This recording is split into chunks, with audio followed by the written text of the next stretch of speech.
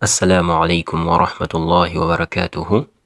Olunaku olwaleero tugenda kwejjukanya ku mateeka ga tajwidi nga tugenda kulaba ku nnyukuta ku bitendo by'ezimu ku nnyukuta ez'Oluwarabu, ng'era ekitendo kye tugenda okulaba kye kitendo eky'obuzito kye tuyita al-isti'la. Waliwo ennyukuta mu Luwarabu nga zo ziyina kuba nzito omuntu w'aba azisoma nga teziyina kuba mpewufu. Kye mba ntegeeza njagala tufune wano eno ekyokulabirako okuva mu Suratul Fatiha, ndowooza ejjo tuwa ekituufu engeri gye tulina okuba nga tukitegeeramu insha Allah. Example gye tulina Suratul Fatiha, waliwo aya oba ennyukuta zenva okuhighlightinga. Ennyukuta ezo ntaddeko kalangi aka red nga muziraba wansi ku aya ezisembayo.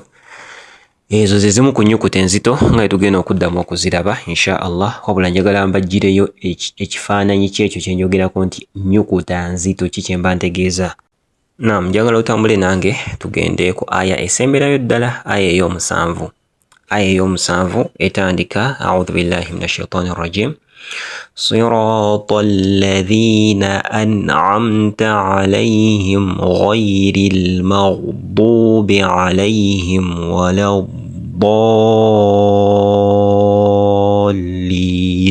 Naam, weetegereza ensoma gye nsomye kati nga ku wanene wali ekigambo ghayri, sikisomye nti gayiri, waliwo bagisoma gayiri. Ogamba gayiri oba ogifudde mpewufu, naye olina kusoma ghayri, ghayril maghdubi alayhim, ghayril maghdubi alayhim waladdallin. Owulidde sound engeri gy'ekolamu ddadi, awo oba ogifudde nti nzito, then okugisoma waladdallin, awo oba tokoze oba togiwadde kitendo kyayo. So eno nnyukuta nzito, ekyo kye ntegeeza. Mu kifo ky'okusoma gayiri n'osoma ghayri, mu kifo ky'okusoma ddallin n'osoma ddallin, awo ennyukuta oba ogizitoyezza. Ndowooza kati munfuna. Kati katuddeyo ku nnyukuta zaffe zino tuzirabe. Naam, ennyukuta zino enzito ziyina okuba nga ziyisibwa mu mbeera bw'etyo. Ziri ennyukuta musanvu. Kuliko ennyukuta eya kha'u, saadi, daadi, ghayni, taa'u, qaafu ne dhaa'u.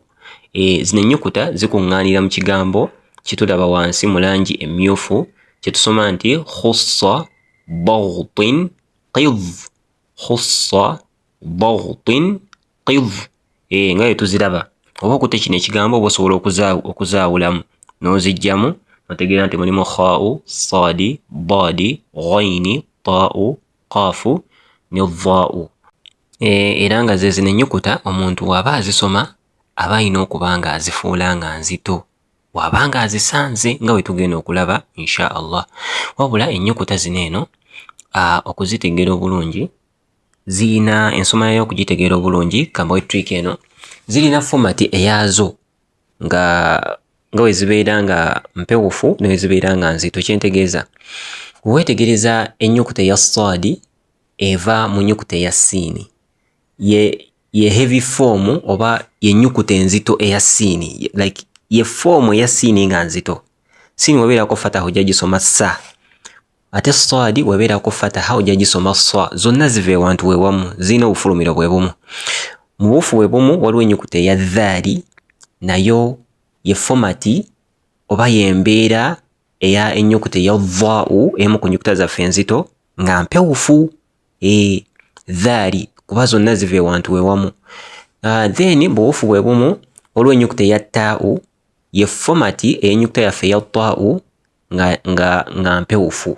Oba ozitegereza ennyukuta zino zonna olaba nti baddira asulu oba obuvo oba ensibuko y'ennyukuta zino eno ne bongeramu akanyukuta aka W, sound ya W.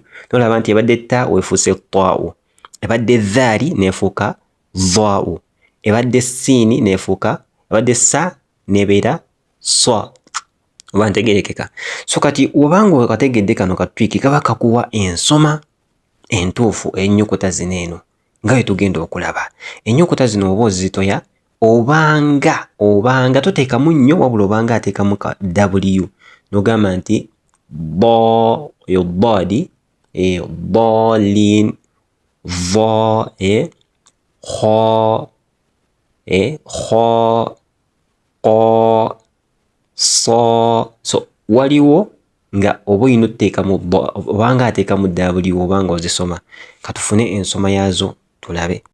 Tusooke tulabe singa ennyukuta eno ogisanze nga eriko alifu ng'eriko fataha naye nga kweyongerako ne alifu oba ogenda gisoma otya? Khalid, Ghalib, Qalu, Zalim, Sadiq, Dalla, Ta'ah.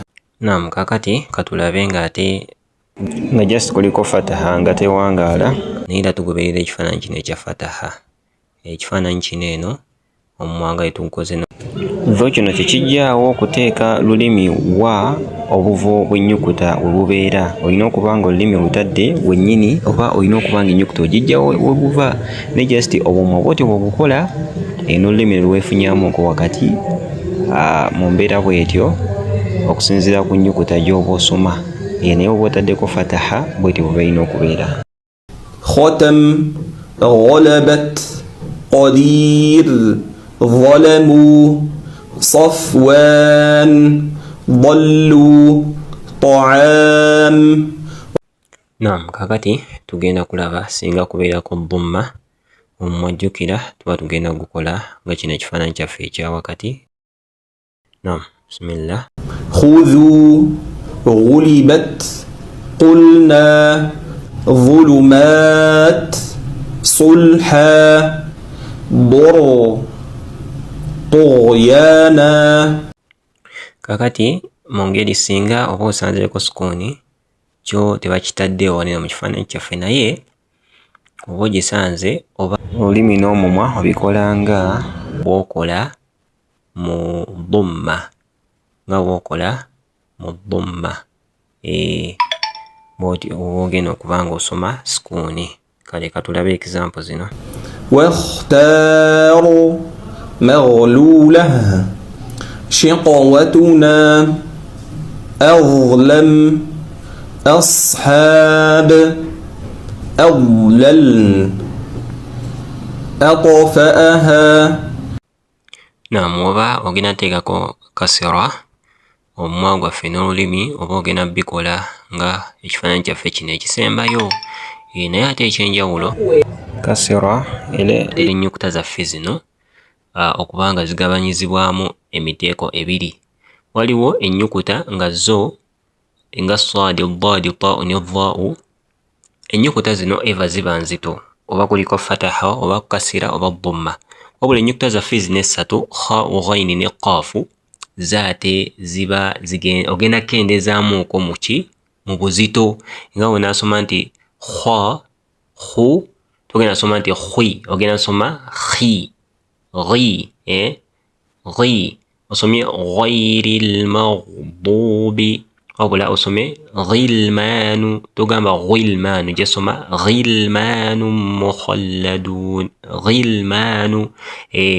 Wanaatuuka ku nyukuta eya qaafu tojja soma nga osome nti qabil oba qubila tojja soma oba tojja soma qibla ojja soma qibla tojja soma qibla qiblatan tardaha qiblatan tardaha. So ogenda olaba nga w'oteekako kasira ennyukuta zino essatu zo oba tozifudde empewo ofunaye obuzito bwazo oba bukendeera nga inagambye nti obanga ateekamu w obanga ateekamu w naye waneeno otuuka oteekako kasira w eyo gijjamu qa gha kha khalidina fiha.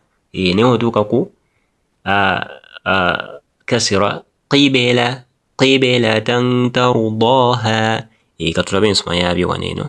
خلفه غشاوة قياما ظلا صنوان ضدا طيبتم. بسم الله الرحمن الرحيم.